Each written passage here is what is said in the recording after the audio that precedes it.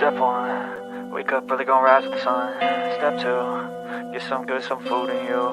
Step 3, think real hard about what you wanna be. Step 4, everybody just do your thing. Wake up, today's gonna be a good day. Wake up, today's gonna be a good day. Wake up, today's gonna be a good day. Wake up, today's gonna be a good day. Wake up, today's gonna be a good day. Wake up, today's gonna be a good day. Wake up, today's gonna be a good day. Wake up, today's gonna be a good day. Yo. Set your affirmations, aspirations. I got shit to do, the aftermath of preparation. Good food, good mood, blood in circulation. One step at a time, yeah, that's how you make it. Set a goal you control and the steps you take them. I try to pick one thought, have some concentration. And if I make a mistake, it's called education. I try to do this every day, call it replication. Wake up, today's gonna be a good day. Wake up, today's gonna be a good day. Wake up, today's gonna be a good day. Wake up, today's gonna be a good day. Wake up, today's gonna be a good day. Wake up, today's gonna be a good day. Wake up, today's gonna be a good day. Wake up, today's gonna be a good day. So life ain't easy, yo, I think there's a reason though. Ups and downs, just like every different season, yo. Sometimes I'm high, other times I'm barely breathing, though. You always gotta fight and hide from the demons, yo. Negative thoughts are poison, they rot. Head full of flaws, so here come the clouds. They'll never stop unless I can swap all the bad for the good in my head when I'm lost. Yeah, so I'ma fake it till I make it. Positive thoughts are overtaken, I got patience. One day at a time is how you operate a cadence. A flow, you grow, you show yourself a foundation. Stay away from all the shit that causes temptation. I know that I like to do it cause it's sensation. I live my life in my head like a narration. Don't expect greatness, do my best, man, I'll take it. Wake up, today's gonna be a good day. Wake up, today's gonna be a good day. Wake up, today's gonna be a good day. Wake up, today's gonna be a good day. Wake up, today's gonna be a good day. Wake up, today's gonna be a good day. Wake up, today's gonna be a good day. Wake up, today's gonna be a good day. Wake up, really gonna rise with the sun. Step 2, get some good, some food in you. Step 3, think real hard about what you wanna be.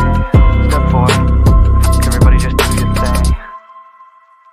If you ever get upset that people are talking about you, remember this. Powerful people get talked about, and weak people are the ones doing the talking. See, I don't know about y'all, but like for real, I don't mind being talked about. My problem come in when they start making stuff up. So you can talk about me all you want. It is what it is. You know, it's either I did it or I didn't. I said it or I didn't. Whatever the case is, I don't care. I let whoever think whatever, feel whatever. That's on them. You know what I'm saying? But it's the making up part. It's the lying part. It's the adding on to part that always get me. I don't mind being talked about. It's when y'all start lying that bothers me. Hi, Bullhorn Betty. Thank you for my shirt. Welcome to the Bullhorn Betty Kids Club. I'm Jennifer Santinello, and this is Layla. She's my firstborn child. She's the child that made me a mother. If my girl is out there somewhere, I would like for these stories to reach her. She seems to have vanished, and we have been investigating her disappearance for almost 3 months now. We need more eyes on her story. We need to shine a light and get her story out of just this small town that it's in. I am here to implore you to share and talk about our girl. If my girl is no longer with us, I would like for those who know what happened to her to feel the pressure. What inspired you to this particular case? I'm always interested in stuff like this. Obviously, talking to you about the summer wells, stuff like that. I'm not always trying to be on the right side and help people that are hurting. But her being local, and like I told her, my son's 25 and Layla ain't too much younger, so Yeah, it could so be anybody from Kingsport, the way I could. look at it, you know? Yeah, And more people should be here helping her as far as I'm concerned. I agree. Many of us came from all over the country to help Jennifer Santinello look for her daughter. Can you help? If you know something, say something. Summer Wells went missing on June 15th, 2021. She disappeared from her home at 110 Ben Hill Road in Hawkins County. On her 2-year milestone, we placed this banner on the side of the road. Since she went missing, she hasn't been heard or seen from again. While I was visiting the area, I saw Don Wells working on his truck and asked him if he'd come down and speak to me, which he did.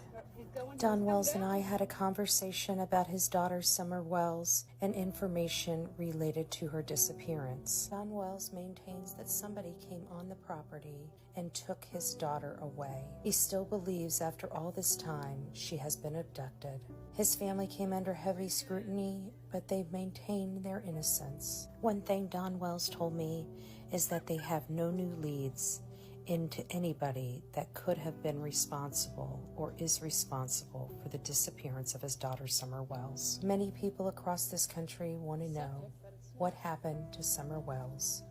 Where is Summer? If you have any information related to the disappearance of Summer Wells, you are asked to call 1-800-TBI-FIND. Welcome to the Bullhorn Betty Coffee Club.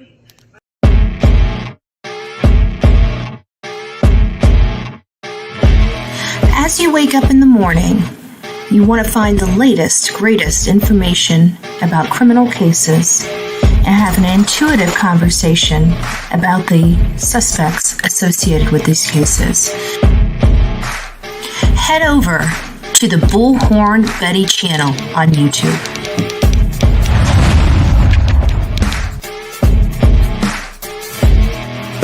Get breaking news right here on the Bullhorn Betty channel. Welcome to the Bullhorn Betty Coffee Club. Enjoy your stay and enjoy your day.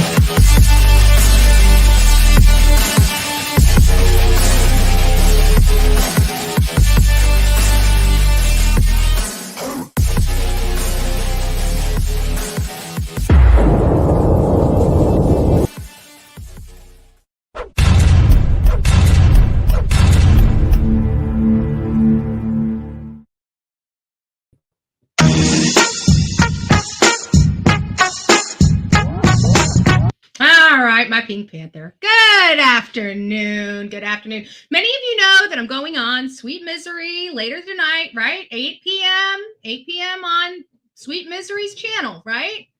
So since I'm going on at 8 p.m. on Sweet Misery's channel, we got to stick another, session in here. We never even got to the language of letting go. So I was eating. People are probably, what is that? It's my meatloaf. It's my meatloaf, and it's damn good. I make a great meatloaf.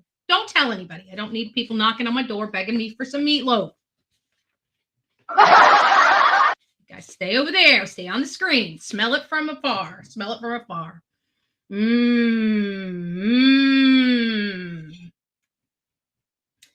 I love the bacon. Look at that. I put it in the broiler. Got it just a little bit dark, right?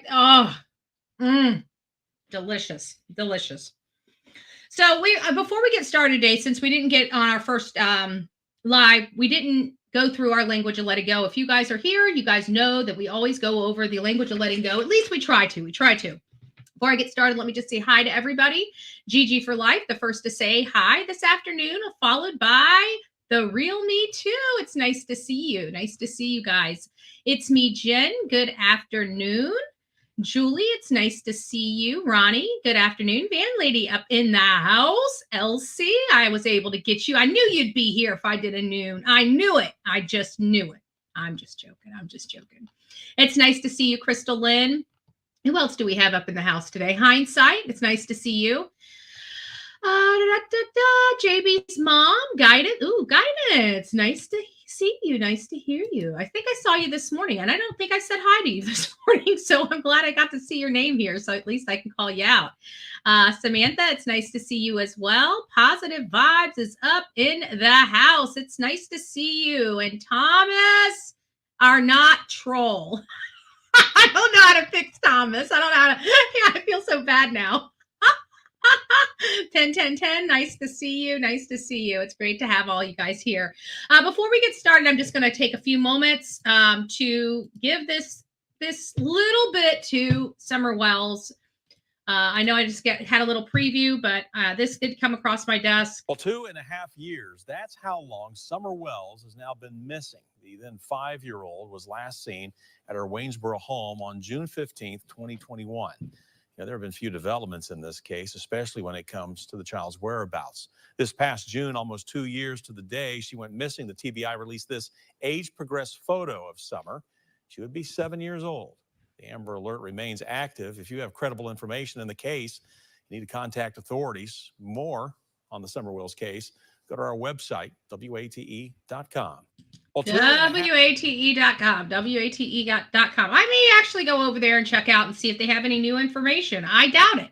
It doesn't sound like anybody's got any new information on the whereabouts of Summer Wells. I just spoke to Dawn weeks ago, and there are no new leads and no new suspects to bring up. There's, so far, according to my conversation with Dawn, there's nothing left. There's nothing left. They have no leads. It's not going anywhere. They've been cooperating. That's what he tells me. He says he's been cooperating, but he told me he's calling the FBI and the police department and making sure that they're doing what they're supposed to be doing. So I don't know what's going on with the Summer Wells case. I know that Hawkins County's been awfully silent. TBI's been awfully silent. TBI, the state police, the state troop, everybody's been silent. We haven't heard squat about squat. The only thing we know is that the boys never came home. That's what we know. We got nothing more than what we did 2 years ago. And I find that a little problematic. I have to be honest with you. It's a little problematic for me. So as you guys know, before we get started, that's just going into that. I don't want to forget to read our language of letting go. If you are new to the Bullhorn Betty channel, we always try every day to take a moment out just to have some positivity and a positive message. And for December 16th, this is now is a powerful time. I love it. The entire skydive is great, a friend said to me, but one of my favorite moments is when we open the door and I can see the whole sky spread out in front of me. I remember that feeling the day I was given the choice to recover from chemical dependency or go to jail, the day I got my first writing job, the day my daughter gave birth to her first child. It's that split second when now freezes and sketches out into infinity. For just a moment, all that has been and all that might be crowned into a single arc in time, and the power of the universe rushes through us. Get a little of that feeling every day and just remind yourself of the power and the potential of now. Sure, we can envision our rosy future after the big project pays off, or when we've got 15 years of sobriety, or after we reach retirement. But what about the moments when the minister pronounces you husband and wife, or the moment you tell your parents you're gay, or the day you walk out on someone, or the day someone walks out on you? The power isn't out there somewhere in the distant horizon. Feel the rush of the moment. It's really in your life. You have all the power you need right now. God, help me tap into the rush of power available to me here and right now. So that's the message for today. We didn't get to it this morning. I wanted to make sure that that was a priority. And, for everybody, that message means a little something else. For me, it means that you yourself can go out and create your own destiny. And you are yourself, your own person that captains your own ship. So go out and live your life to the best possibility that you can and to the best potential you have. Miss Robin, good morning. Good morning. Sammy, I see you in the house. It's nice to see you guys. Nice to see you. So this is going to be, before we kind of get into the Son of Sam, I'm just going to take a few moments because this was another article that I didn't think I was going to have time to talk about this morning. And I really, really, really want to kind of talk about it now because it is kind of an interesting perspective. And this is going on in Missouri right now. And it's the Missouri State Supreme Court is weighing in on the crimes against children and whether that should sever the parental rights permanently. This is a very interesting article, and this is, I'm just going to read the article. There's going to be some things I can't read in here that you're going to have to kind of figure out for yourself what I'm trying to say. We've been around the block a time or two. I'm pretty sure you guys can figure it out. Missouri's highest court this week heard arguments over the constitutionality of a 2-year-old state law terminating parental rights following convictions of certain crimes against children. Now, I've got to be honest with you. Oh, thank you. Thank you. God bless you. Did I say hi to you, Hindsights? Thomas, it's nice to see you. I absolutely have a problem. You know, this is kind of right up my alley here because this is stuff, this is stuff that we talk about here. But the case was heard Wednesday by the state Supreme Court, involves a Jefferson County father whose parental rights were terminated after he pled guilty to child M and S misconduct in 2022. Both the father and the child are unnamed in the legal filings. Termination of parental rights means the permanent severance of the parent-child relationship. It is sometimes referred to as the death penalty of civil cases. Before the law was amended by legislature in 2021, there was a requirement the child victim to be familially related to the parent in order for the state to have grounds to prove parental unfitness. In this case, the victims were unrelated to the father, and the crimes to which he pled guilty occurred before the child was born. So you can see the complexity of this argument. So the parental rights they're trying to sever have nothing to do with any victim that he has, just apparently from the other victims, they're saying that he could. Now, I understand this. We know that sickos, they have no control, and having a baby around them that can't speak is a little unnerving. But the constitutionality of this, this has nothing to do with that child born. And what if we let somebody out of jail that has committed these crimes, are they never allowed to have children? I mean, it's a little scary for us to think it, but in the grand scheme of things, who are we to prevent it? This is the United States of America. We have powers, but we don't have the ability to stop people from procreating. And to think that we're going to be now responsible for all the children that come from people that have served their time in jail. This is, let's look at the process here. They went to court, they were found guilty, they're probably put on an RSO type of registration, and they're out. They in the eyes of the law, they have paid their price for their crime. At what point are they allowed to start moving on with their life? I mean, it is a legitimate conversation. It's hard that this is the conversation we're having it over because it's such an emotional and touchy subject. Because for me, somebody that does something horrific to children, when they have children, they are put in such a place of trust they can actually do something to that child without the child being able to tell anybody. And that's what's the most scary about it. So I kind of understand why whoever wants this person to sever their parental rights, why they want them to sever their parental rights. They're terrified as hell this person's going to do something to their child. So I get why. I just don't know if the law, I mean, they're obviously working on it, if the law could support that on a U.S. Supreme Court level. The father's attorney, David Crosby, argued Wednesday that not all felony offenses involving a child under 18 warrant termination of parental rights. And I agree with that. I absolutely agree with that. Including in his legal brief, the hypothetical of an 18-year-old assistant coach having, relations with a 17-year-old student, only 1 year difference, and that being considering a Class E felony. And we would say that is a little ridiculous if that was the case. So I get what they're saying here. The question is, where do you draw the line, Crosby says. Will the legislation he's saying, well, the legislation needs to draw the line, or the courts need to draw the line, but somebody needs to draw the line somewhere. And the judge needs to understand what is required. he added the process as eviscerating, I think I said that properly, family ties that should not be simple. This should not be easy. Jason Sapp, an attorney representing the juvenile office, which files petitions for the court to terminate parental right, emphasizes on Wednesday that the government has the duty to protect children. And I get that it has a duty to protect children, but let's be honest, it does have that duty to protect children, but we're also the bosses here. And I want to make sure that our government agencies, there are checks and balances in place, especially when it comes to children and things like this, terminating parental rights.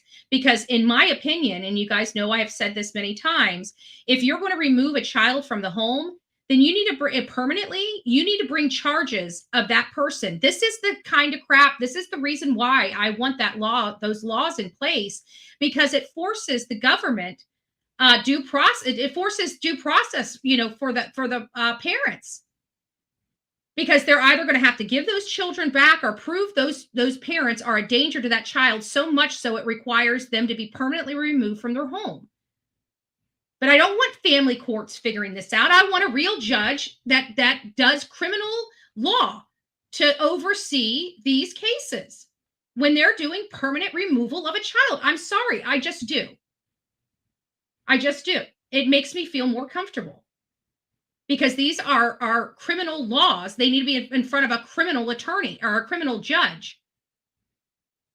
This idea that you can just go to a family court and the alphabet soup of child welfare can just tell the judge anything they want and get a rubber stamp on something and the kids are removed. Meanwhile, there's no charges on the parents, no real due process for the parents. I call that absolutely wrong. And they say, well, the family courts are the due process. Not if they're not being arrested. It isn't. Because for me to say it is okay for you to remove a child from a parent, from a blood relative permanently, for anybody to justify that kind of measure for any parent, it better be so damn extensive and the abuse better be so widespread, or there must be some type of criminal conduct that parent did to that child. And if that's the case, those parents should be charged for that criminal conduct. But we've seen this time and time again. Let's use Don Wells' case as a prime example of this. Those boys are being permanently removed from Don and Candace Wells' family and home, yet not one charge. They have not brought one charge against either parent of any wrongdoing. Now, to me, there's a problem with that. That's my personal opinion. But I have a huge problem with that.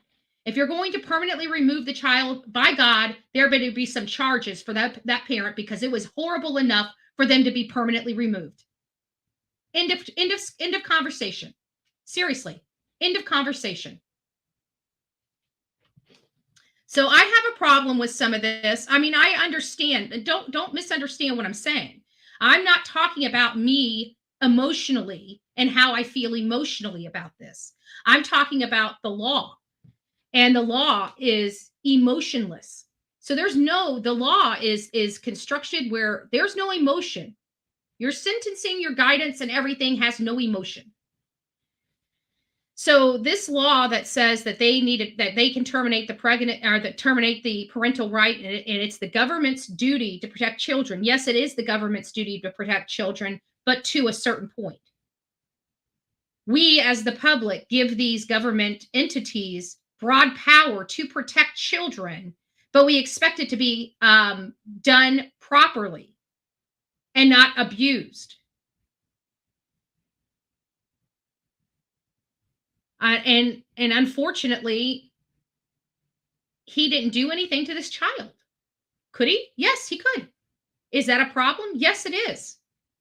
But to terminate his parental rights, they're saying there's no other option available. And I disagree. He can absolutely have supervised visitations.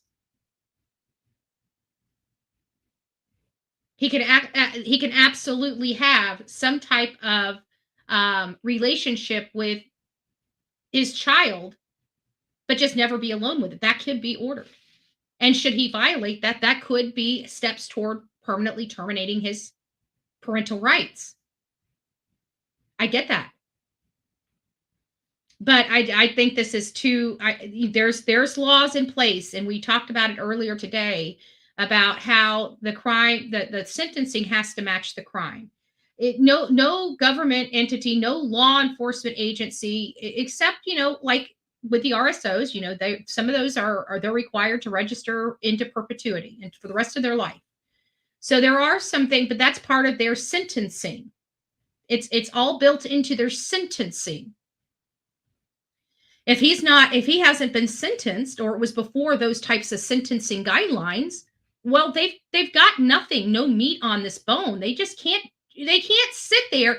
Unfortunately, if we could just sit there and say, well, we think that they might do something, so let's go ahead and put them behind bars now so they don't do it.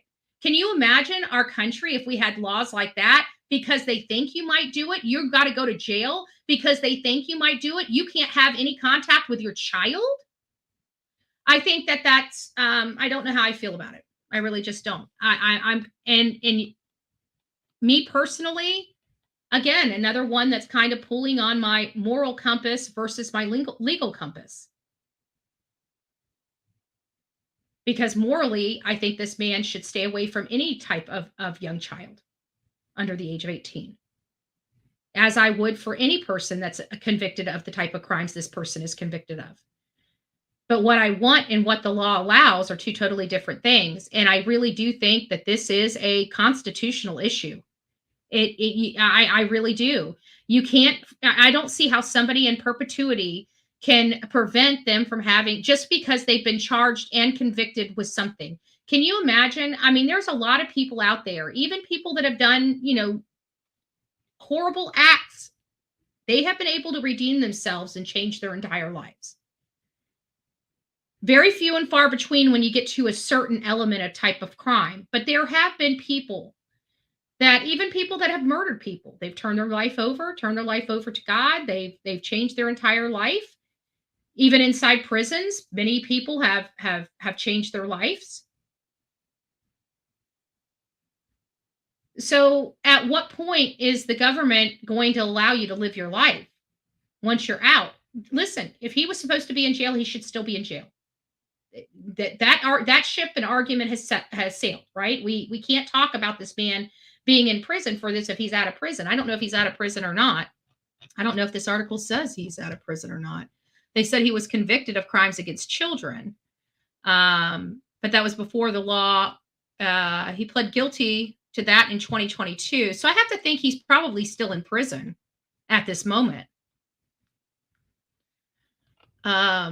Before the law was amended, and again, I can't really do any research because the man's name, as well as the child that he supposedly did this to, is unnamed in these court filings. So we have no way to find out, to see how horrible the crimes were. I mean, even, and this is my thing, if the crimes are really rise to that level where they're that horrible, it's tough. It's tough. This is a tough argument. It is, because I see, now's the time. Like, if he's just was convicted, now would be the time to go ahead and start severing. Like, I'm seeing all the legal arguments and stuff. Now would be the time that you need to start severing those parental rights, because even if he's in jail for 20 or 30 years, at some point he's going to be able to get out, and you need those rights severed. But by that time, your child's an adult anyways. So I'm just not, I don't know how I feel about that. But see, I think it really I think in this particular article, when they put in here, including in his legal brief, he has the hypothetical. And this is kind of where I feel about this as well. It's an 18-year-old assistant coach having S relationships with a 17-year-old student. And which is a Class E felony. To me, that is absolutely the craziest law I have ever heard in my life, to give somebody that literally only has a 1-year age difference from the person that they are in a relationship with. And I'm sorry, but kids make decisions whether their parents like those decisions they make all day long. And they have some consequences, especially the girls in some of these incidences where they have the consequences that last them for a really long time. This idea that a student that's literally 1 year older than another student is saddled with a felony. To me, these are the types of laws that I'm specifically talking about. It's crap like this. It makes no sense. It does nothing but give an 18-year-old person starting their life out with a felony and an RSO for having a relationship.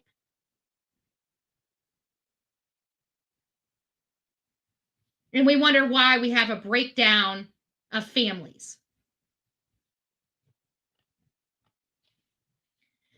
The question is, and we already read all that. Let me get down here. It says, to terminate a parental's right, the state is required to first prove parental unfitness, designed to be a steep hurdle to protect parental liberties.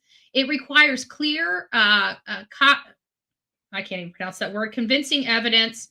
Only then comes to an evaluation of what it is, what's in the child's best interest, which requires a lower standard of evidence. Crosby argues the law is unconstitutional because it makes felony convictions involving children proof of unfitness, providing automatic grounds for termination of parental rights. There it is. And that's the violation of due process right there, in my opinion.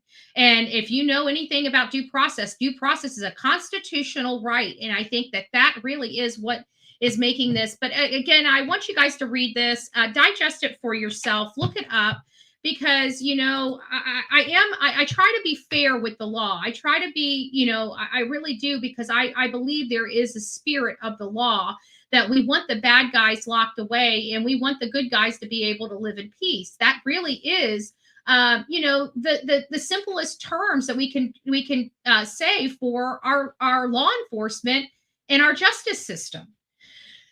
But we also have to be ourselves as the bosses of this country, which each and every taxpayer of this country is the boss of this country.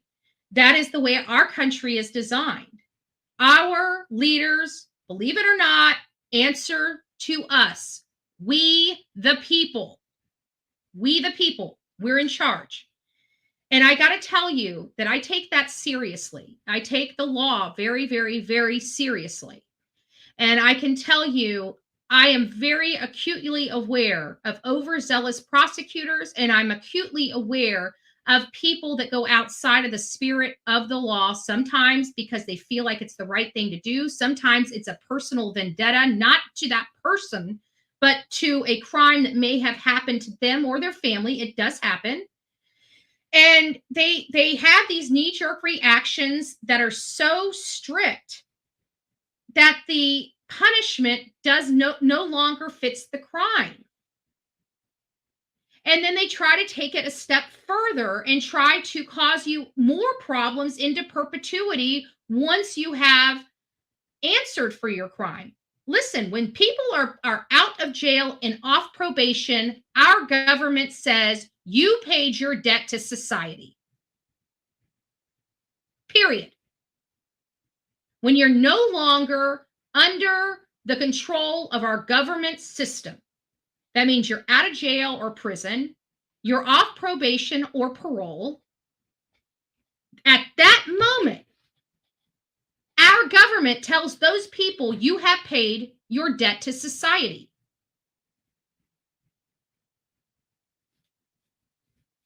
So if you're paying your debt to society and you're done with the program, you're done with the system, you're no longer under the government's watchful eye, you should not have to be in fear for going on with your life or having children.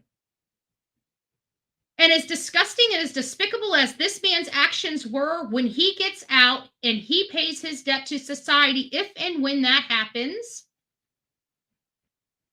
he should be able to go on with his life. That's why I'm so adamant about making sure violent offenders stay locked away for a really, really long time. And the people that are so violent that shouldn't walk among us, we should not be housing that long. They should be going to the gas chamber. That's how I feel about it, because I don't want these animals walking amongst us. I want good people and people that have paid their debt to the society and people that are trying to redeem themselves to have an opportunity to do that. And the people that can't and won't, don't. It's simple. It's very simple. All right, so we're not here for that. What are we here for? We're here for the Son of Sam conversation. We are here to find out what in the world is Son of Sam, what is the Son of Sam law, and why is this becoming a big deal in the Gilgo Beach murders? It's very, very simple. It's just like we have a little bit of heartburn when we heard about the financial windfall that Asa is going to have related to this deal. Again, I think I made a fair assessment saying, you know what? It is in poor taste, but she has every right to do it. She's a victim too. Okay. And they're talking about her life. They're talking about her walk throughout this trial process. Yes, there are victims, but this Peacock show is about her and her family and how they are dealing with this, with the father being a serial killer. Remember, based upon what we've learned about the families of serial killers, these serial killers work without the knowledge of their family.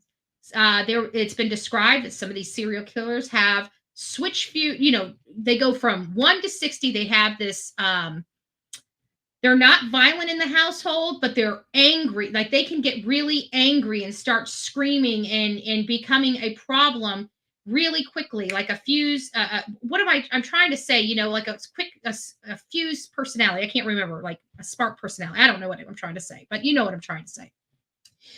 They fly off the handle very quickly. So, I mean, we hear that, but other than that, it seems like the families, for the most part, have normal lives. They get up, they go to school, mom and dad go to work, they have normal lives. That is how serial killers are able to keep their charade on for so long, is because of this lifestyle, this normal lifestyle facade that they're able to build for the public. That is their cloak, right? That is how they hide themselves, is showing the world that they're normal, that they have normal lives, that they conduct themselves in normal manners. So again, the family are, in my purview, victims.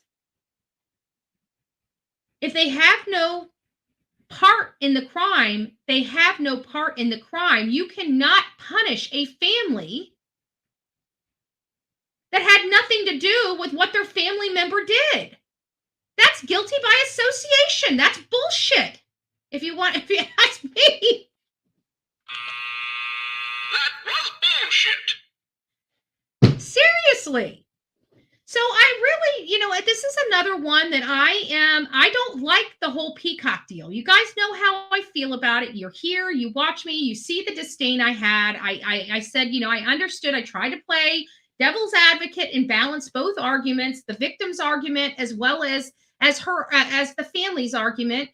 And I'm sure the victims and their stories will, you would assume will get some attention, especially through this, but they're upset that she and her family's getting it.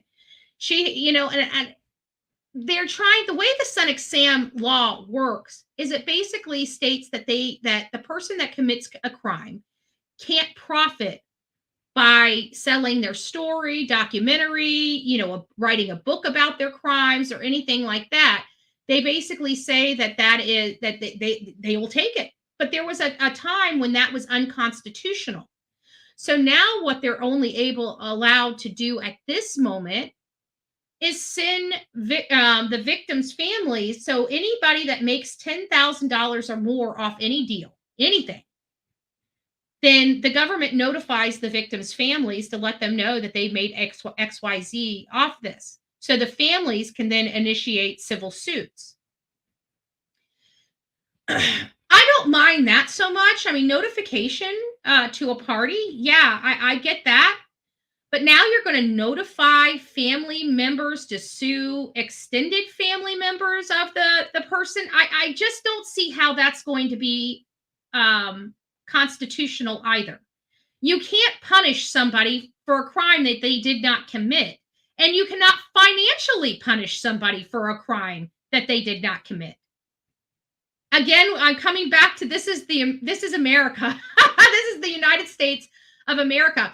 And I also found out that they've even went as far as to go in some of these Son of Sam laws in different states. They go as far as saying that a neighbor can't sell their story.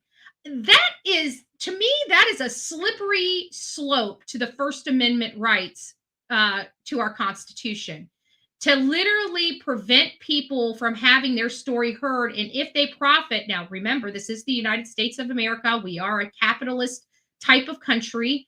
And you're saying that even a neighbor living next to, say, in some of these, I didn't read that in the New York law, but I was reading it. And apparently there must be a state or two that goes so far overboard with the law that even a neighbor can't tell their story. Pull that crap here. Mouth of the South, okay? Mouth of the South. You're not going to tell me. I mean, we do understand there are limitations, but they're talking about their story, their personal story. Can you imagine somebody telling me I am prevented from telling my personal story? I would come unglued. Again, boss, we the people, government, employee.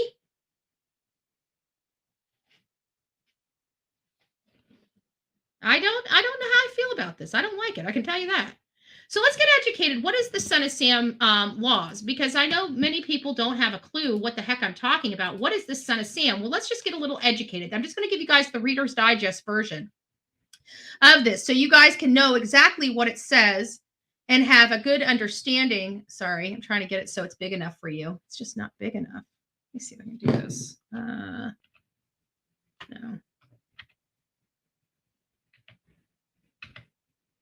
There we go. Let's see if I can move this over. Oh, shit. Sorry, you didn't hear me say that. You did not hear me say that. And it won't let me go over, will it? There we go. Yeah. All right. That's going to be about the best I'm going to be able to get it. Let me just take my face off here. I'll do that. So a Son of Sam law is also known as the notoriety for profit law. It is an American English term for any law designed to keep criminals from profiting. And now listen to this, okay? And I just want to point this out, okay? It says very clearly in the law, criminals. So far, Asa, her daughter, and her son have not been criminally charged with a damn thing, as far as I'm concerned. Again, I don't like the whole Peacock thing. I think it's a slap in the, and I said that, I think it's a slap in the face to the victims. I get it is, but it doesn't mean that it's wrong or she should be prevented from doing it. It was just in poor taste, but she absolutely has every right to do it. Let's be very clear on that. But it says the terms for any law designed to keep criminals from profiting from the publicity of their crimes, for instance, by selling their stories to publishers.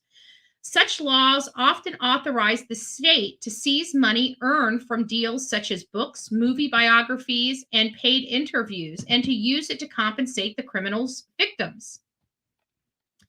These laws have been criticized as violating, free speech guaranteed of the First Amendment of the United States of the Constitution.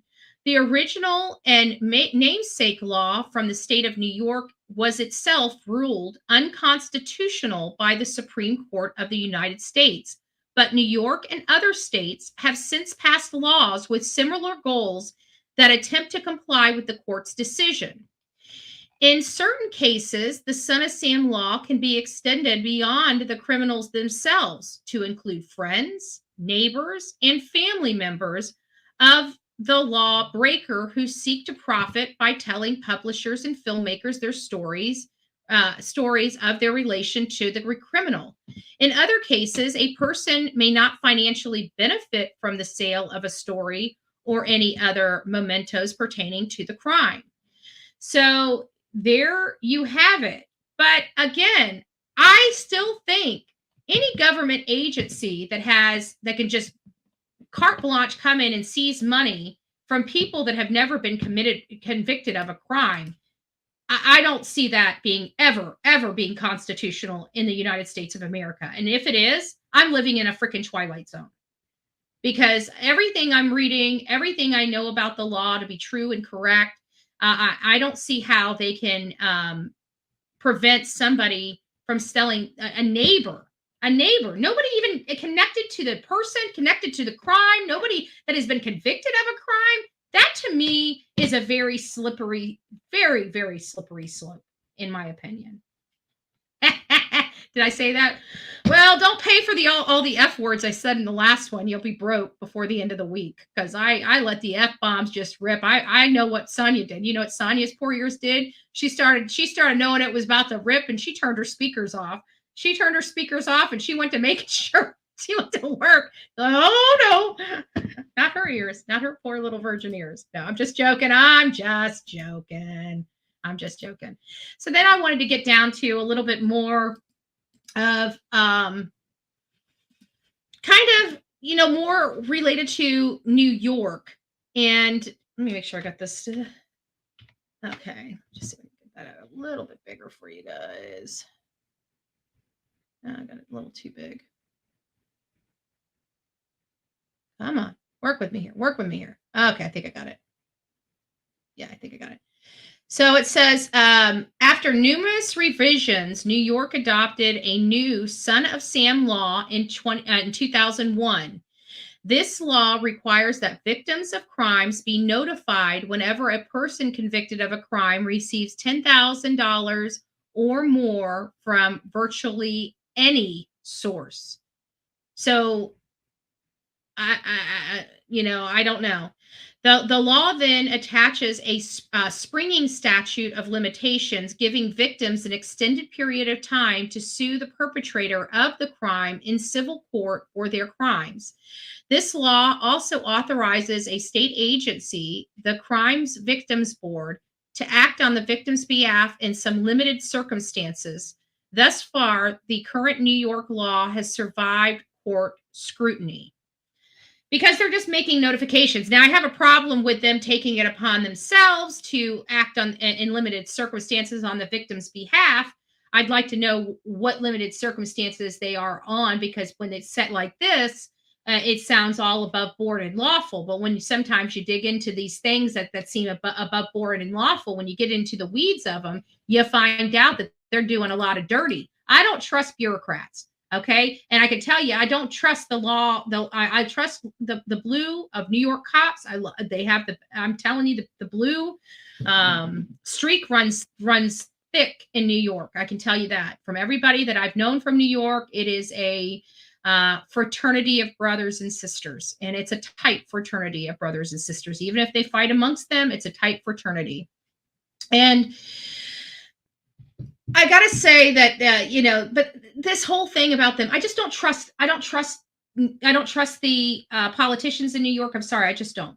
I don't trust the politicians in New York. I don't trust the government in New York. It's just, I don't trust them. I really don't, and I damn sure don't trust them to act on their own behalf, on behalf of victims. I'm sorry, I don't trust anybody like that.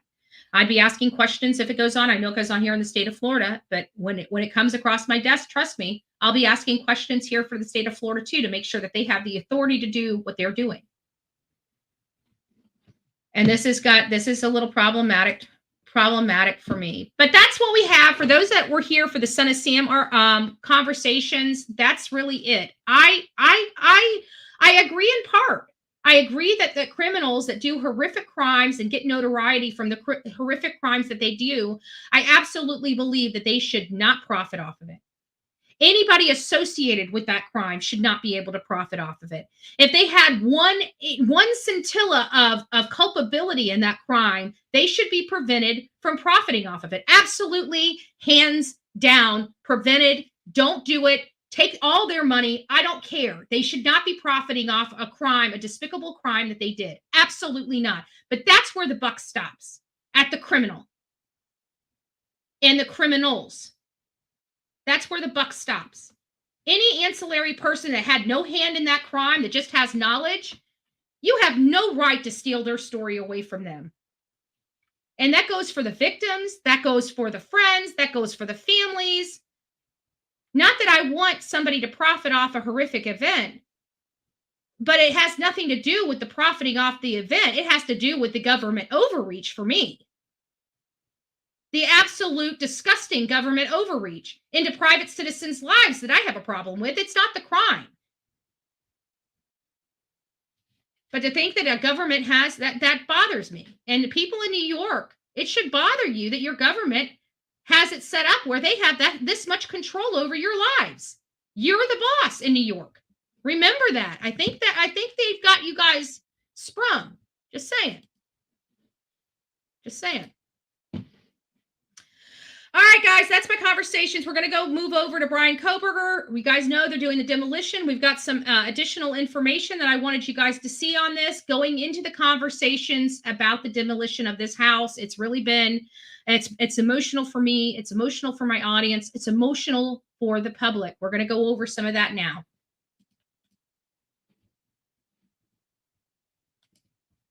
As you guys can see, we're back in front of the Idaho 41122 King Road here in Moscow, Idaho. We are covering the case of Maddie Mogan, Zana Kernodle, Haley Gonzalez, and Ethan Chapin.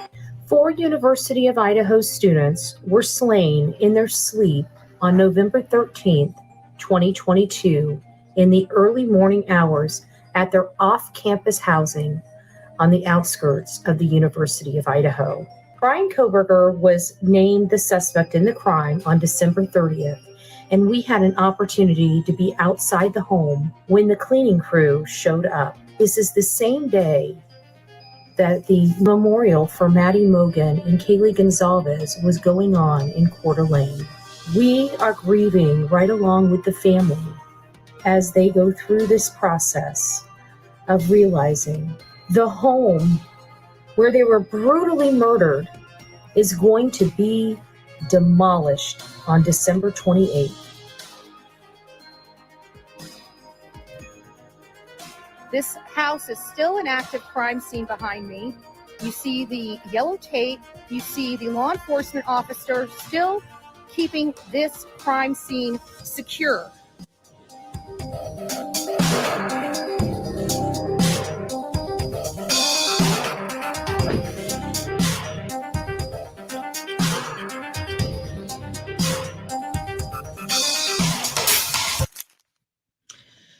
So this has been giving heartburn to a lot of people. And before we go into that, we're going to just watch as the crew goes into the house. We learned that when we were finding out this house was going to be demolished, we heard a few weeks ago that the FBI was going into that house. I called it. I said they're probably going in there to get at first we thought that they screwed something up, or they were going in there to get something related to the IGG or some forensics. But then that second win, I'm like, you know what? I bet you they set up equipment there. They're probably capturing this. And then we have this. And I know for a fact that they kept this under wraps. They had this plan for well over a month. And I guarantee when the FBI went in there, that's when the university probably notified the FBI that they wanted to demolish this house on December 28th. And they said, let's go in there and get what we need to get. But we were all none the wiser at that time. And then Brian Enton releases a tweet that's basically states that the defense is going to be going into the house for a couple days, which were Thursday and Friday, to get some last minute photos, measurements, and everything else before the house is demolished on the 28th. And that's when we learned of it. And it just was almost a gut punch to us. It was almost a gut punch to everybody that they are going to literally demolish this house before the jury gets to see it. Or has the opportunity to see it. And I just can't, even with digital stuff, I mean, I get it. And I said, I know the community needs to start healing. I understand why they're doing it. But this is just, I mean, today is just one of those days. This segment is one of those days where I'm on the fence on just about every single case that I have covered today on this segment, because I see the reason for it, but I don't see the true justification for it. The only people that should matter in this community right now are the people that lost their lives. And I understand that it is an emotional roller coaster for the people that have to walk past this and know what happened. But guess what? A memorial garden will provide the same thing. So it doesn't make sense to me. And, you know, we have to go, well, let's just watch this video and then we're going to go into the arguments about it. Oops. There we go.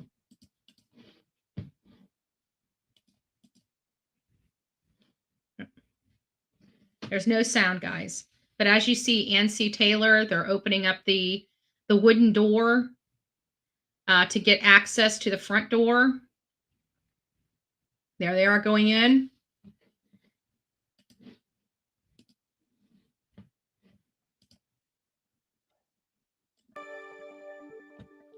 John Owsley with this nonstop local news update. Police serving a search warrant last night that they say was connected to the deaths of 2 people in Northeast. Oh, hold on. I must have already played through once. Let me get back to the original one. Sorry. Give me just a second. There it is. We'll probably have a commercial. When I served, my work was critical, and I don't feel like that's the case anymore. It got so bad that I was even thinking about suicide. Whatever you're dealing with, call the Veterans Crisis Line.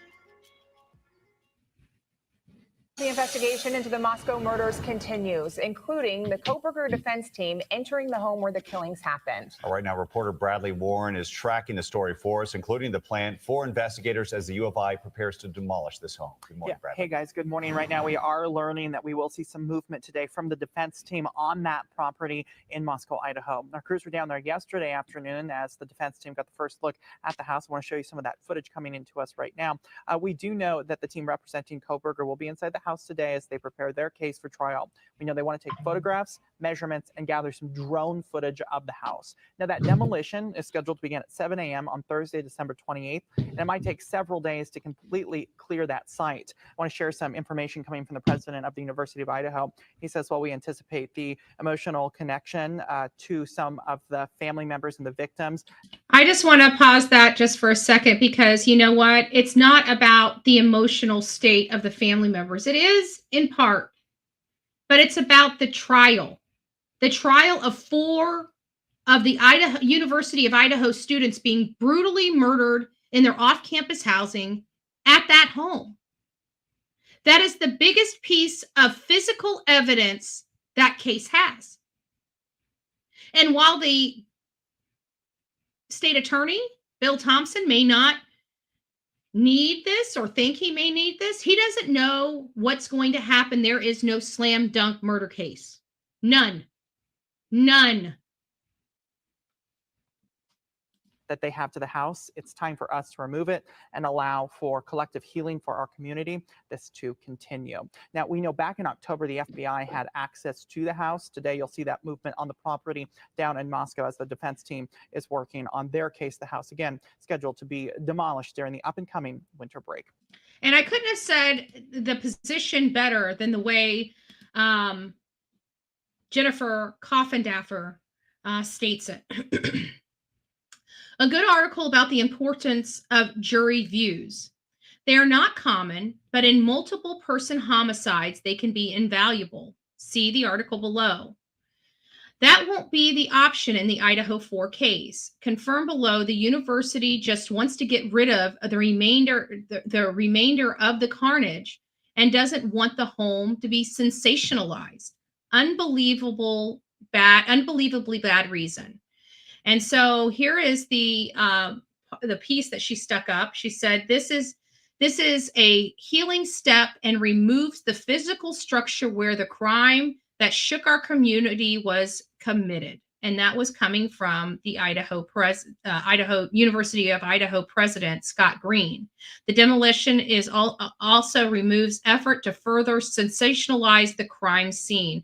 I don't think, and this is the word salad. And we talk about word salad all the time. They use words to make you want to agree with them.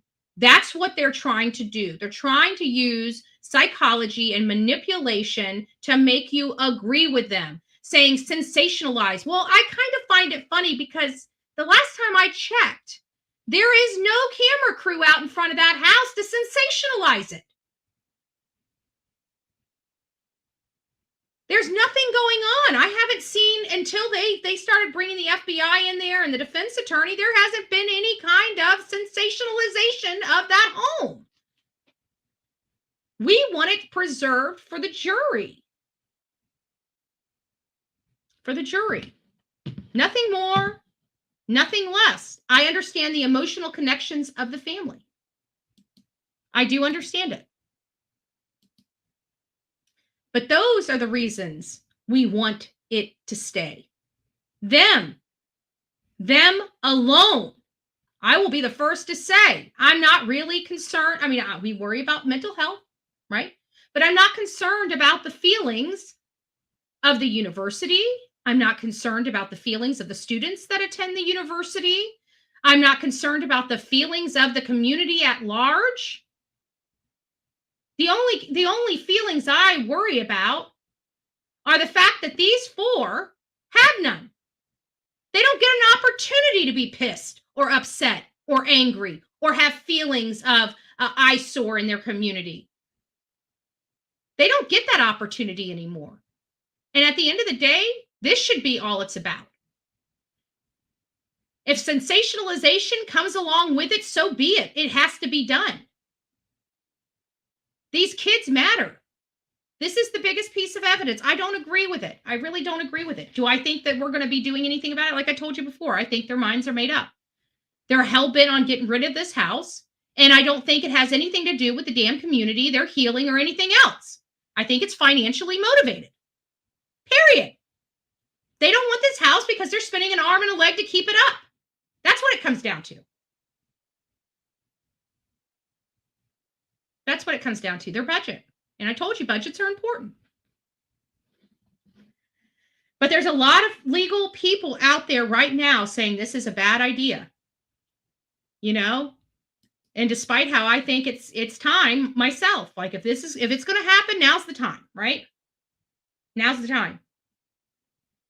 But I don't agree with it. Off-campus house where the murders took place. This morning, they're heading back to King Road for a second day. Eva Pilgrim has the story. Good morning, Eva. Good morning, George. His defense team at the home ahead of its demolition. And the decision to tear down this house has gotten mixed reactions from the families of the victims. It's got a lot of mixed reactions from the family. Let me get back to the spot. Here we go. Here's some more video of it. Koberger's attorney seen visiting the home Thursday and set to return later today. The university telling ABC News the defense indicated they want to take photographs, measurements, and possibly gather drone footage of the house. They've had access to this scene in the past, way back when Brian Koberger was originally arrested. They now have additional information, so they know where blood evidence was. They know where footprints were. So again, this is now telling us that this house still has value.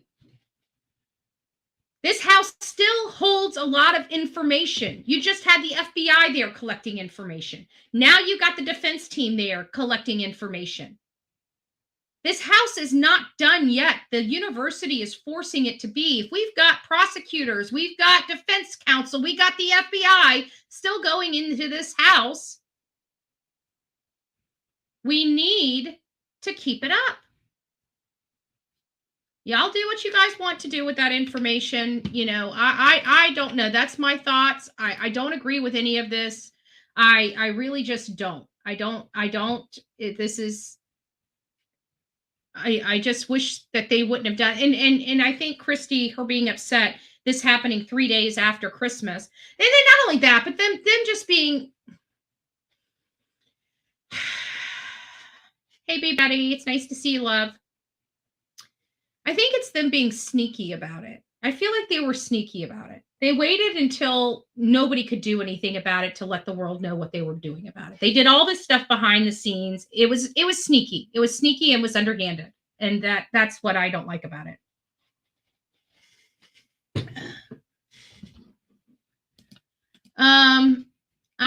I'm sure the neighbors want the house gone too, but it's a bad idea to get rid of it before trial. Yeah, I'm not saying the house shouldn't go. I don't think anybody in the community is saying that the house shouldn't go. I think we're all come to acceptance that this house does need to be demolished, and it will be demolished. I think we're all in disagreement on when that process should take place.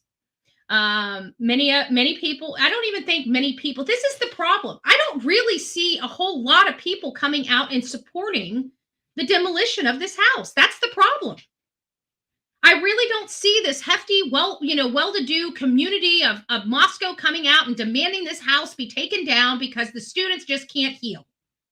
That's the problem I'm having. They're giving us word salad and making up this BS to have justification in the eyes of the community to tear this house down before the trial.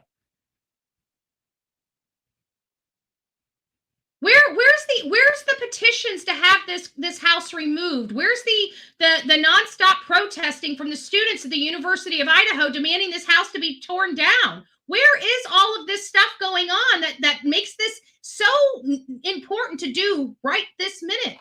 None of it makes sense. We're not seeing it. We're not seeing it online. We're not seeing news articles that have been going on for months and months and months about how the students' outcry to have this house removed are going unheard or anything like that. We're hearing crickets. And the only thing that we're hearing is all of a sudden now the university is saying, for the wealth and the health and well-being of our students, we need to get rid of this. But I even brought up before, I understand why they're trying to do this. Their students are their utmost, but I don't want to be manipulated, and I don't want to be, what is it? Psychological. I don't want to say warfare because it's not warfare. What is it? Reverse psychology. Because we're taught now. We're taught now that we have to think for everybody else. We have to worry about them before we worry about ourselves. That's what we're teaching everybody out there, that we need to put the mask on everybody else before we actually put the mask on ourselves. And I just have a problem with this because they're giving us word salad. I'm looking into this. I did look into this. That's why I'm a little hot under the collar about it. I thought, okay, well, if this is such a push because of the health and the well-being of the students, there certainly should be some articles, some papers, some outcry from the local community demanding this house to be demolished for the wealth and for the well-being and the safety and the mentality and the mental health of the students. Listen, I'm not seeing that anywhere. So if the students aren't crying to have it pulled down, and the community is not crying to have it pulled down, who's the leaders behind this house wanting to come down? It's not for the well and safety of the community, because if it was, they would have been demanding it. We're not seeing the demand of the community. We're not seeing any of this stuff going on behind the scenes, publicly or otherwise, in that community. Explain that to me. I don't like feeling duped. I don't like universities playing with my emotions to get something done. I have a problem with that. I have a slight problem with that. So we'll see. I guess we'll see. But you know what? There is an outcry of people demanding for it to stay up. That I can tell you. That I can see.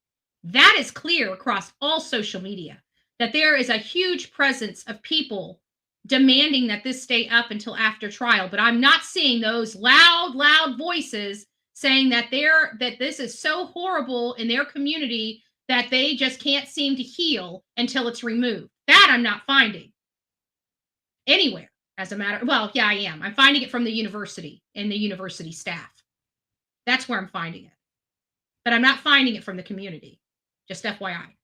And if somebody can find some overwhelming amount of community, outpour to remove this house, please send it to me. I'd like to review it and read it, so I make sure I give accurate information on this channel.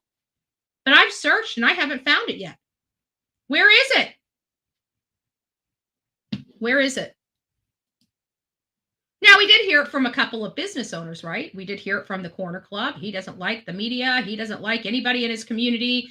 I'm surprised his doors stay open. He doesn't like nobody.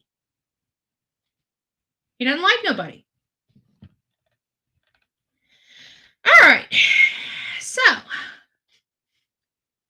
we went over a few cases, got an update on Summer Wells, not much of one, right? The only TV news place that provides us an update gives us no update at all. It's great. Great. We talked about the Missouri law. And the reason why I brought that up is because I have a funny feeling other laws are going to try to mimic, taking children away from their parents without having to charge them with any kind of crime. I do absolutely wholeheartedly disagree with that.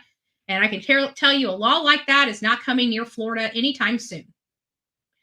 And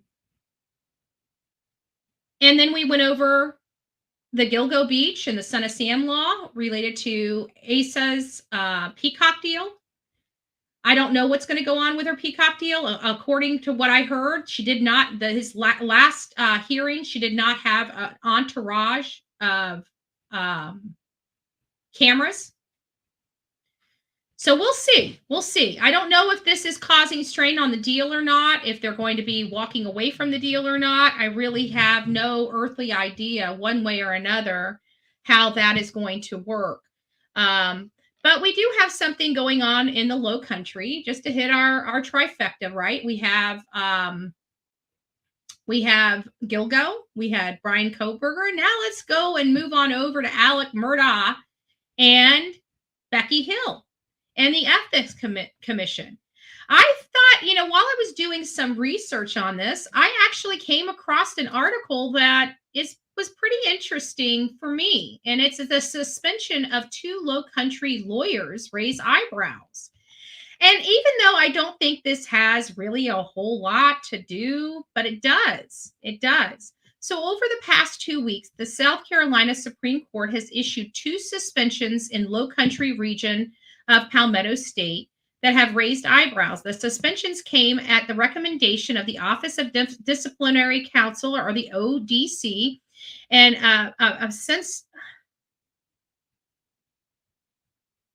ostensibly independent entity which operates under the court's auspice. I think I'm saying that right. The OCD's primary task is with screening and investigating all of the complaints made against both judges and lawyers in South Carolina. It's also responsible for prosecuting those judges and lawyers who have either committed ethical misconducts or suffer from physical or mental conditions that adversely affect their ability to serve the public. And again, I don't know if any of this stuff is related to Alec. It most likely is not. But I thought it was funny because how often are we hearing attorneys being suspended? The most recent one, Alec Murdaugh. Now we have this one because on November 30th, 2023, St. George Municipal Judge David Lamar Little Jr. was indefinitely suspended. Then you also have Mayor Hart received a critical call from the judge on the 12th indicating Little needed to take 6 weeks of personal leave. And then you have an attorney, Peter Strauss, was published by the highest court. Strauss, a high-profile lawyer, was founder and chief executive office of Strauss Global. And it's an expert captive insurance management. Sources have indicated Strauss' suspension ties to a broader investigation of corruption in Low Country.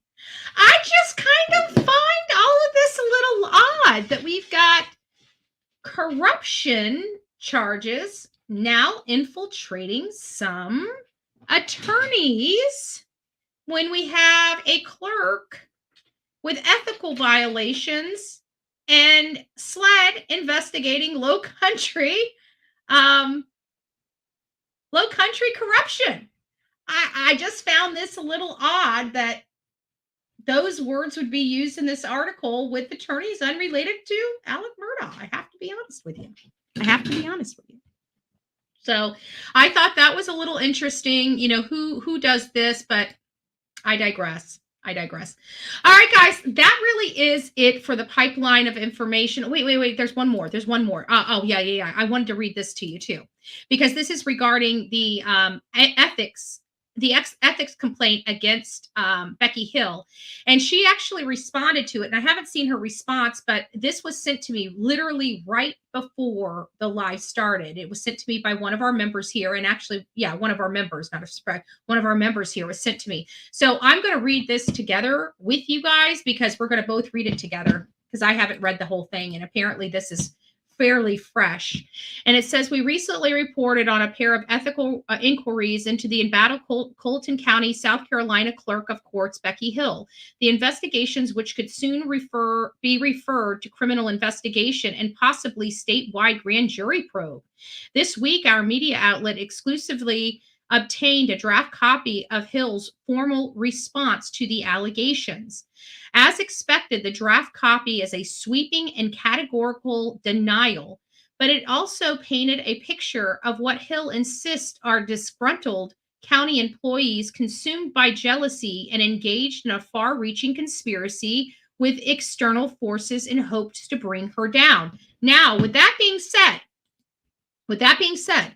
I will tell you, as crazy as that statement may sound to the normal person out there, it is absolutely true that this stuff goes on in politics, where you have bureaucrats and employees that are hell-bent on taking you down, hell-bent on causing problems for you because you are not the person they wanted you in that position.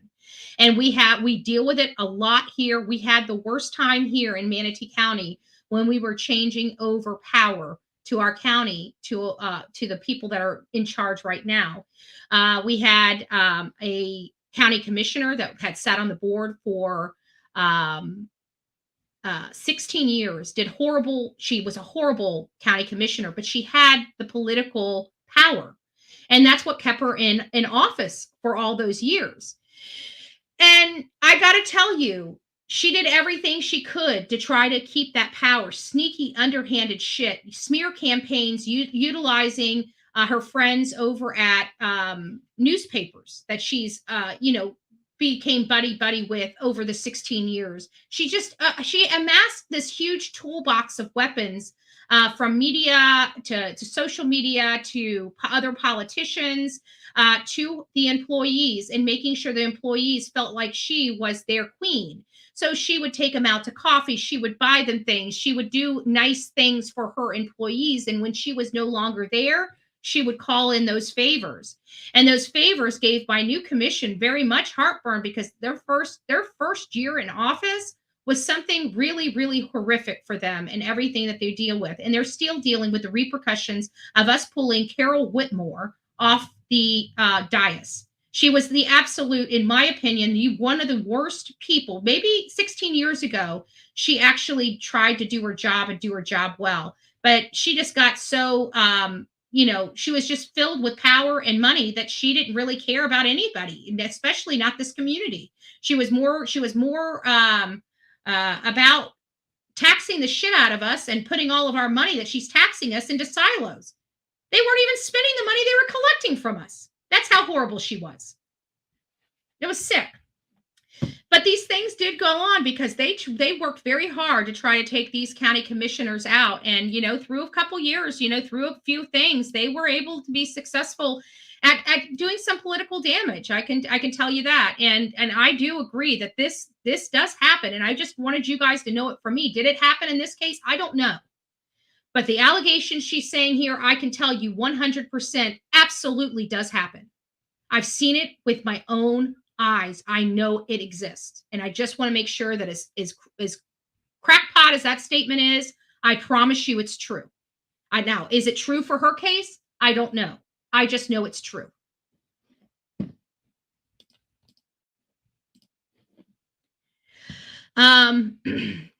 Is that claim legitimate, or is Hill creating a smokescreen? I think that claim absolutely 100% is legitimate. According to the draft response, these employees are lobbying, and this does happen because, again, I'm dealing with it. I'll give you an example. So we had one county commissioner here, and apparently, they were in the process of changing. I've done this myself. I think everybody that has ever written a check. So this is for the older ladies, not these young bucks, right? These young people have no idea what a checkbook is or how to balance a register, or what they think a register is one of those things that you go up to and scan your item and stick your credit card in. right? But our checking account register, they probably have never looked at one in their life, or if they did, they probably think it's a dinosaur, right? But anybody that's ever handwritten a check out before, which I'm old enough to have handwritten a check, we know that when we change bank accounts, like we move, and for example, when I moved here, I've been grinning and bearing it for the last decade because I'm still praying and wishing that they'll move my bank or open a bank over here. And I don't want to leave my bank. I've been there with them forever, right? But when I moved here, I actually opened a bank, an account over at the local bank right down the road. I didn't like them because they're not my bank. So I don't deal with banks, but you know what? There was a process from when I was in the process of integrating from one bank to the other bank. And I'm so used to spending money off one credit card and not the other. Now new money's going into the Iberia account and other money is going into this account, right? So I ended up writing a check out of my main account instead of the account that I'm now funneling all the money to. And my check bounced. It bounced. Not that I didn't have money. I wrote it out of the wrong account. It's just that simple. It was an honest mistake. One of my county commissioners did that with their, I think it was their fee. It was some type of fee that they did when they were elected. They had to pay some type of fee. It was a nominal fee of like $10 or $40 or something really, really minor, right? So he wrote the check, sent the check. It was out of the wrong account. It bounced. Do you know they had a 4-week investigation at the taxpayers' expense brought on by none other than Carol Whitmore and her minions that are bureaucrats employed at our county office that went through this man's private mail that came into that office, took pictures of it, and sent it to the newspaper that Carol has, buddied with over the last year that helps her with all these smear campaigns. And hands that check over to this news organization. And we had to have a 4-week or maybe even longer, I don't know, shorter or longer than that, investigation at our expense on a check that no employee should have had, that no employee should have had access to, that was in his private office. This is the kind of shenanigans, and yes, it does happen. I know for a fact it does happen. They tried to get him thrown out of office and fired over bouncing a check because he wrote it out of the wrong stinking account. This is how petty we are. Makes you wonder who's really behind all the pettiness here on the streets of YouTube. Have a funny feeling it's political, but some of it. Because they're nasty. Politics is nasty. They're cutthroat. It's nasty. Lots of money in politics. Lots of money. And when people get pushed out of their seat, they're losing $100,000 jobs.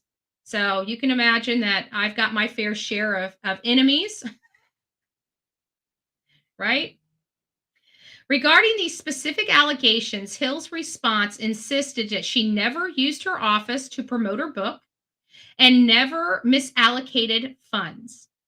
Allegations to the contrary were dismissed by her as unfounded, uncorroborated, and unproven misinformation from a disgruntled former employee.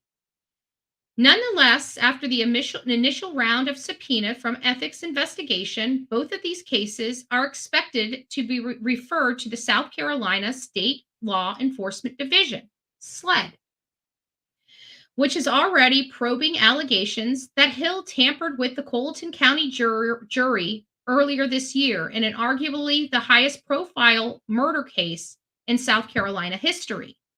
As noted by our founding editor, Will Folks, sources familiar to the inquiry made it clear that they believe both Hill's pending ethics case will wind up at SLED sooner than later.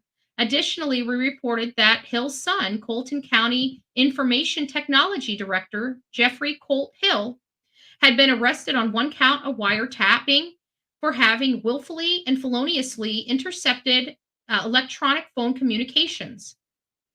Additional charges against Jeffrey Hill are expected to be filed, and Becky Hill's phone was subpoenaed in connection with the investigation. Jeffrey Hill's arrest appeared to have been tied to an effort to keep Becky Hill abreast of the ongoing investigation into her conduct, sources close to the probe have told us. I told you, Mommy knew. No. Mommy knew. What did I say? What did I tell you guys? I guarantee this is where me and Becky had to break up. You know, this is where our love connection ended, right? It was when her son got arrested, because I'm like, everybody's trying to say he probably did it on his own to protect his mom. Nope.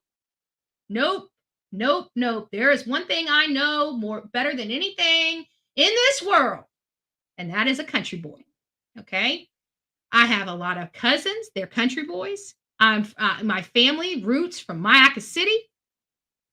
We country. Okay. I was born in the city. That's why I got my wild roots, right? I wasn't so grounded in that country lifestyle growing up. No, surely was not.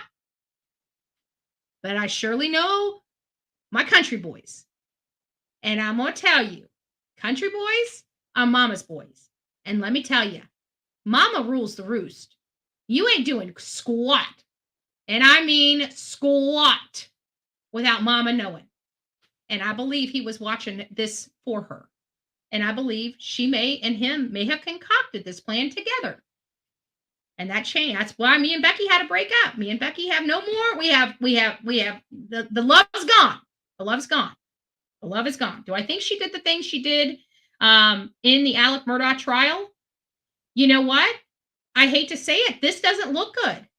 This from where I was a couple months ago saying I don't believe she had anything to do with it. I can tell you I'm closer to she probably did. Not that she did. I'm not saying that. But because of this, I'm definitely closer to that. It shows me that she's willing to do dirty. People willing to do dirty. Okay? So that's it. As previously reported, the allegations against Becky Hill could have significant impacts on the convicted killer Alec Murdaugh's bid for a new trial. Like I said, it does not look good. And you know what? When it comes to somebody's life, just the appearance. You hear me?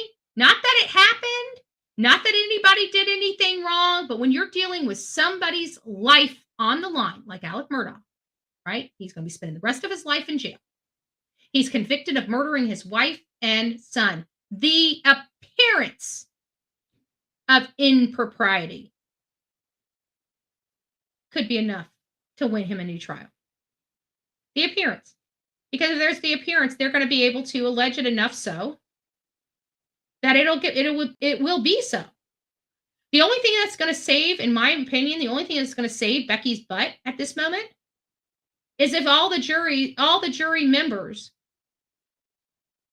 that found Alec Murdaugh guilty deny each and every allegation that was proffered from the other affiants. That really is the only way that's going to salvage and save Becky Hill, because this ethic issue, now granted, I feel like it's blown out of proportion. Something like this, they're making it sound worse than it is. It's an ethics thing. This is what happens at ethics. She didn't do anything that's going to throw her in jail, okay? I mean, seriously, you're talking about her possibly getting a fine and censured. And that literally is the worst case scenario. We're not talking about her going to jail. You're talking about possibly having to pay a fine and be reprimanded. You know, they're blowing this ethics thing out of proportion. The wiretapping is the concern for me. The wiretapping, the knowledge of the wiretapping, like listening to somebody's conversations, that's just creepy for me. Okay? That's just creepy. And to know that it's going on in the county, that to me is corrupt politicking if I've ever heard it. And it makes me kind of now that this is going on, it makes me want to reach out to my commissioners to find out who is our internet director here. I want his background check. He hasn't been fully screened until he goes through BHB screening, right? Now that I've heard this story, like now I'm hyper vigilant, you know. Now it's time for me to go have a private meeting with each and every one of my county commissioners to tell them about this story so we can do some investigation. I don't want, if my bureaucrats, I tell you what, this is me. This is me.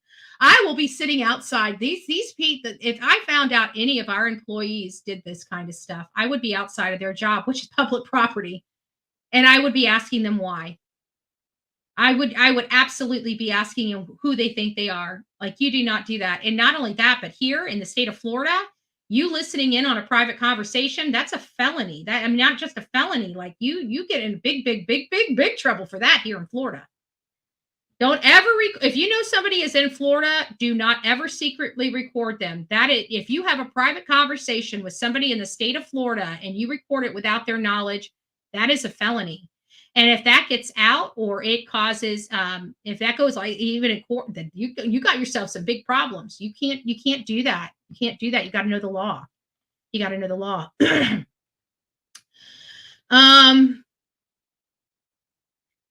Hill was the one who announced Murdaugh's guilty verdict to the waiting world. Oh, we have that. I think we have that on my other channel. Hold on here. I'll play that. I like playing some videos, especially the ones that I've worked on, you know. Those things are this. I gotta tell you, working on these videos, sometimes it actually, I should say it like this. Sometimes it's therapy. Like, you know, you just need something to get your mind off something. So you work really, really, really hard. And sometimes it's just one of those things where it's a lot of work and you just really don't want to do it. Shh, don't tell anybody.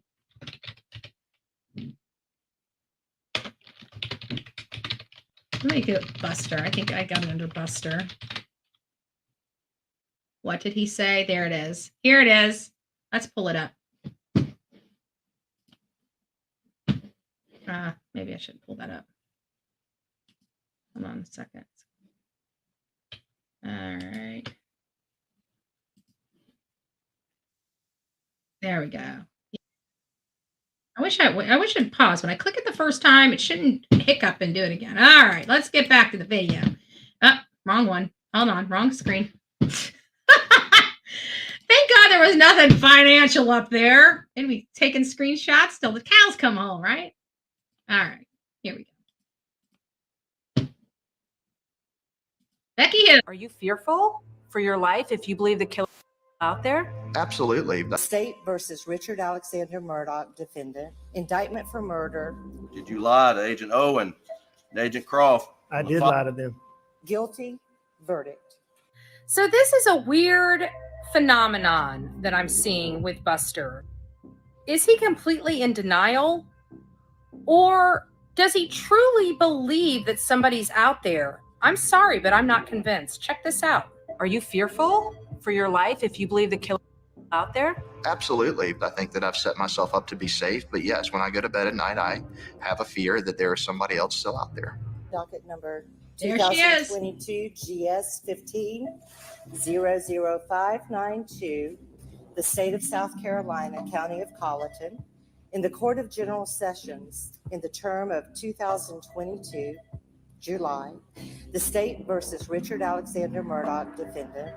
Indictment for murder, guilty, verdict. Is that you? On the kennel video at 8:44 p.m. on June 7th, the night Maggie and Paul were murdered. It is. Were you in fact at the kennels at 8:44 p.m. on the night Maggie and Paul were murdered? I was.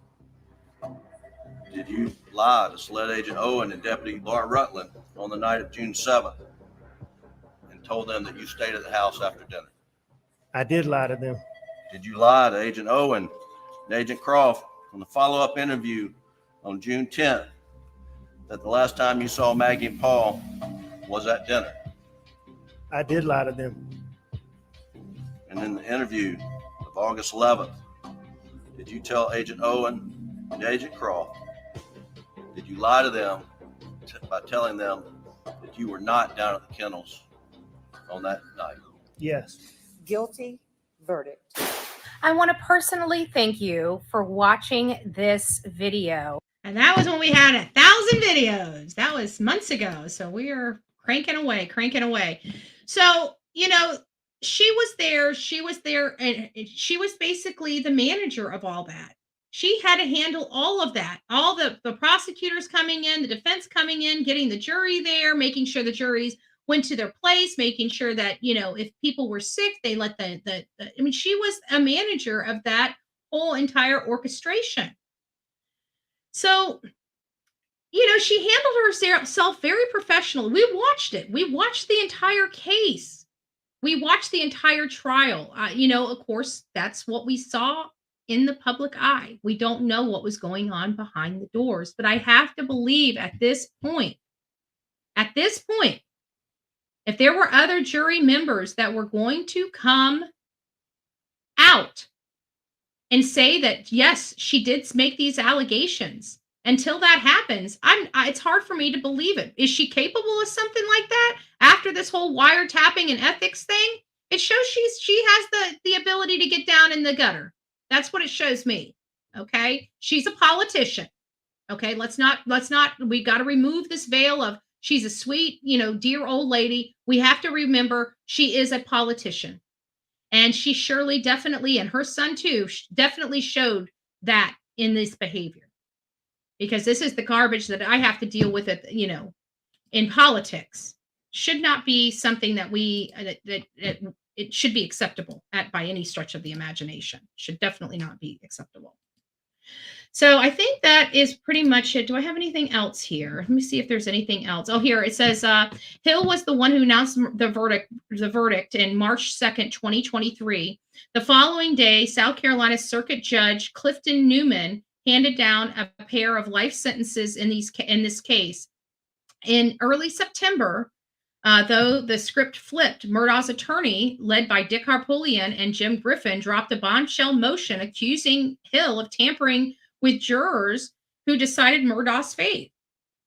Hill's betrayal of her oath of office for fame and money, Harpootlian and Griffin allege. I haven't seen that. I mean, you know, this money and fame, quite frankly, it's falling on deaf ears. I mean, is her book doing well? I'm sure with all this going on, people are probably wanting to know what's inside it. So I have to think that even this controversy with the case is creating a need and a want for that book. How many people have purchased this book? I'm curious. We only have 79 people in this afternoon chat. How many people out of the 79 here have purchased Becky Hill's book? Just out of curiosity. I'll give you guys a few moments because I know we're behind about 20 seconds. Don't forget, hey guys, I'm going back on the road. Don't forget to join Betty on Sweet Miseries tonight at 8. Thank you. Back on the road. Where are you going? Why are you on the road? You shouldn't be on the road. You just had back surgery, lady. What are you doing? Hey, Olivia, it's nice to see you, love. I hope you're doing well. You're getting the butt end of the show. Don't forget, just to let you know, Olivia, we have Sweet Misery tonight at 8 p.m. We're going to be going over the Major John Kaler case. So I hope that everybody from the Coffee Club comes over and supports Sweet Misery and my collaboration on getting some information related to this case out and just having some discussions about it and what we feel. I really don't know. I'm kind of going to go with the flow because I'm not really sure how this is going to all go. This is the first time I will be on Sweet Misery's panel, but I've seen some of her work. So it sounds like she's just going to be going over some information, giving you guys some information. I give perspective personally. I like perspective. I like the observations, the opinions. You know, I think that it's important that we share our observations and opinions. It is, yes, now I have COVID. Well, good thing is that even with COVID, if it gets too bad and you're too sick, just let me know. We can always reschedule. It's not whatever, but hopefully you're not too sick and maybe you can, we can go through it. But again, I'm flexible. So if for any reason you don't feel good, especially 8 o'clock at night, that's kind of when all the, ugh. Yes. And now that's what I just read. So just let me know, Sweet Misery, if you just let me know one way or another if it's going to go. Yeah, I'll be there tonight. Okay. Okay. Just making sure. If you get too sick, we can make it. We can make it as long or as short as you want it. Just I'm prepared for whatever. So we'll just go over and I'll just I'll follow your lead. I'll follow your lead. So everybody go over there. I know it'll be great. I know it'll be great because I'm a talker. She's a talker. We got a lot in common. It's gonna be a great time. It's gonna be a great time. We're gonna be like this.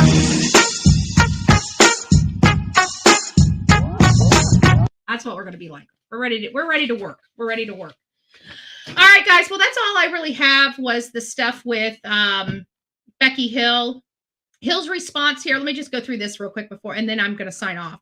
So Hill's response to the 2 complaints filed were dated August 21st, 23, that were filed against her on August 21st, 2023.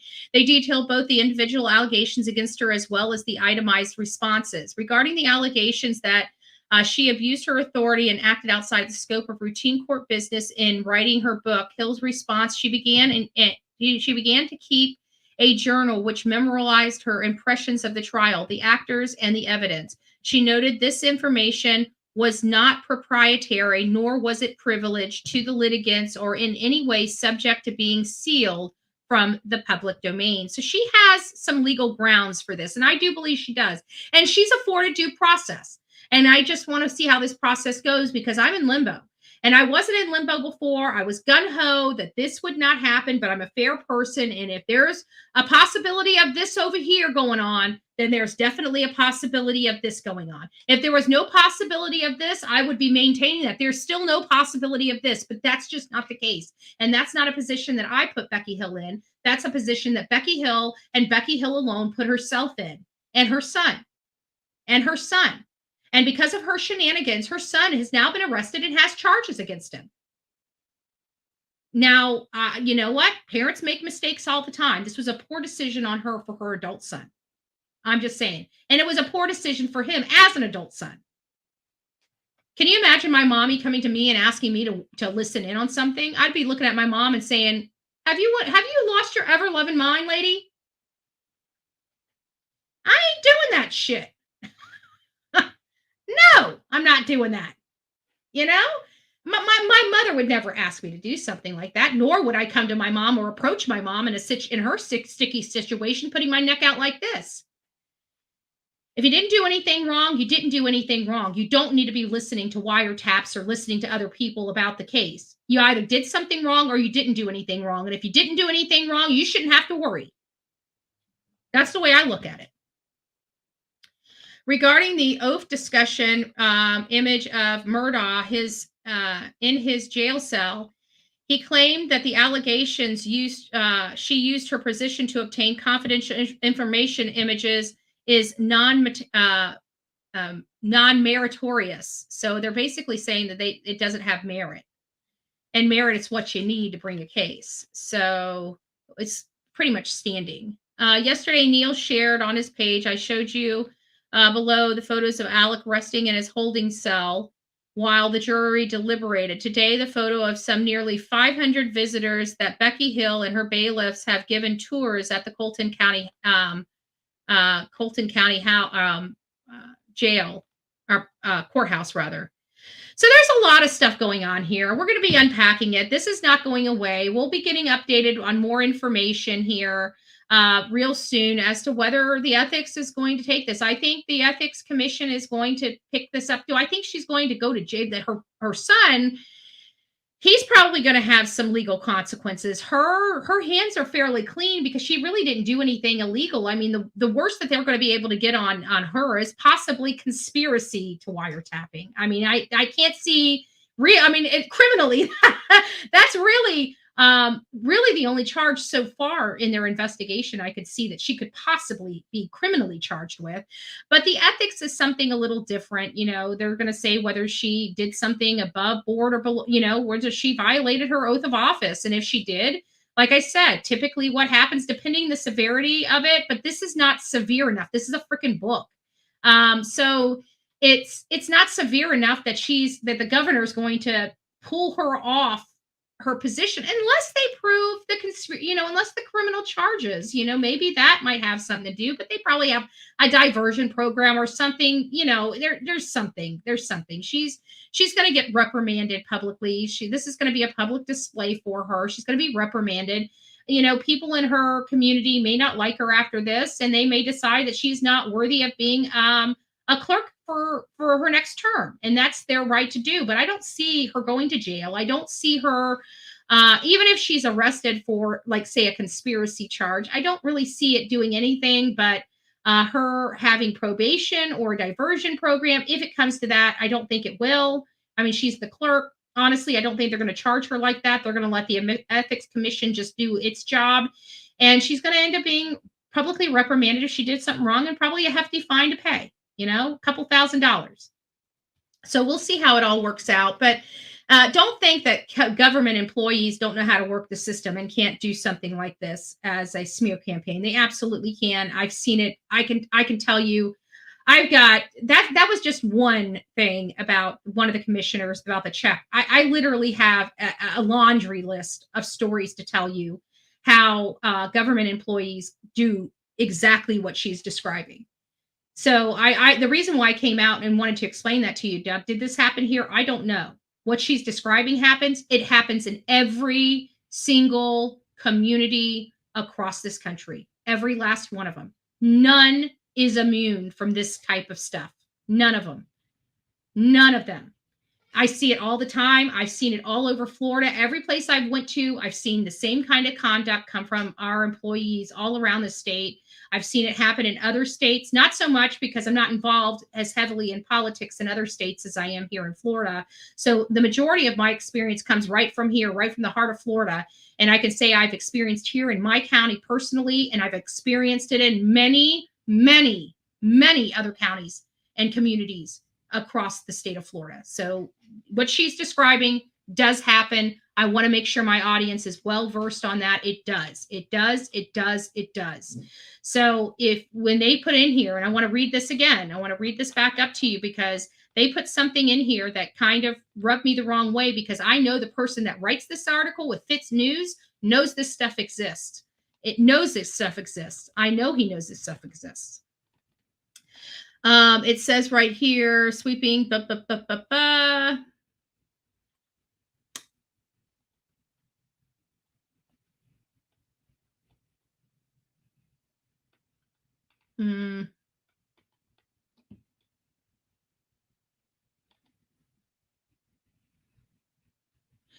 Okay, so it's here. It says, regardless of these allegations, Hill's response insisted she never used her office to promote her book and never misallocated funds.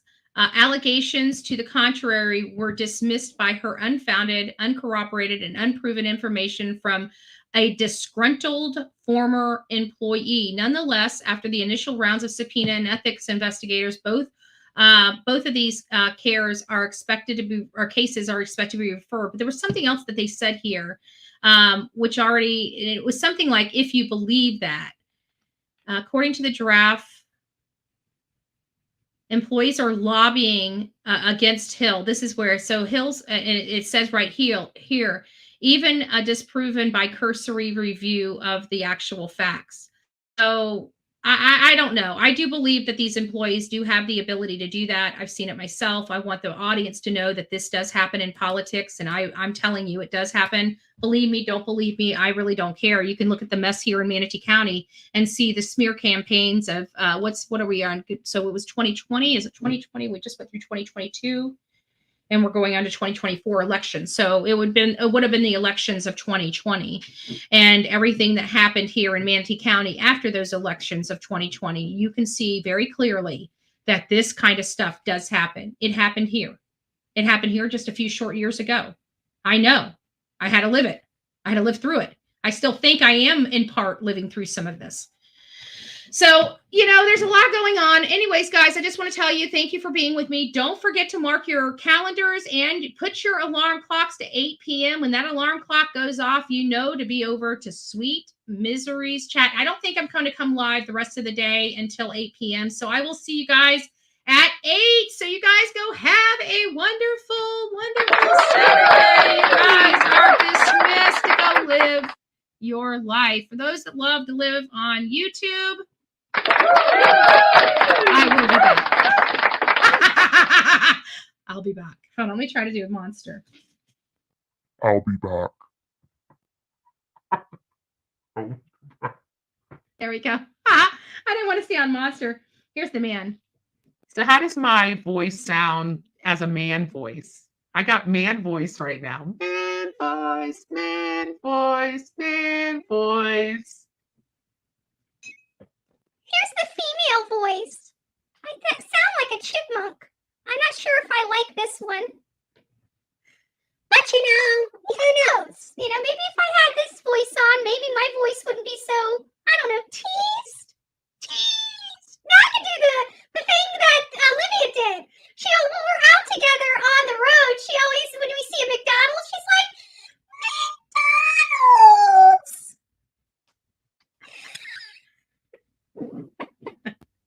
We gotta have a little fun. Come on.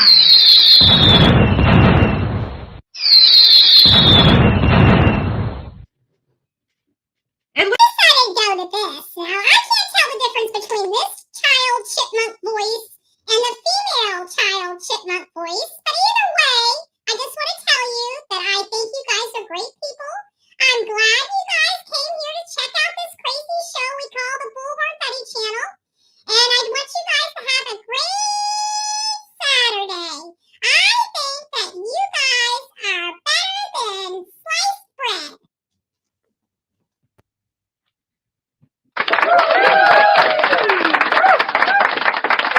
All right, guys, you go have some fun today. And who else? What else we got? Oh, don't forget to hit that like button. And there's for our grift jar, our cuss word grift jar. Why we e-beg. Why we e-beg on YouTube. There's no such thing as e-begging on YouTube, guys. Let me tell you, YouTube is designed for people to make money. It's designed for people to have fun on here. If you choose to do this to have fun, if you want to do this as a business, it is an amazing, amazing platform that literally meets every single person's needs, including mine. So with that being said, go make it a happy Saturday. We'll be back here at 8 before you guys go to bed.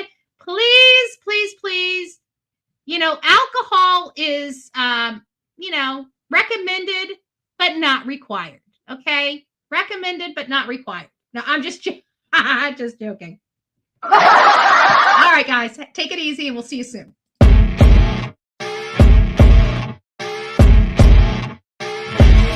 As you wake up in the morning, you want to find the latest, greatest information about criminal cases and have an intuitive conversation about the suspects associated with these cases. Head over to the Bullhorn Betty channel on YouTube.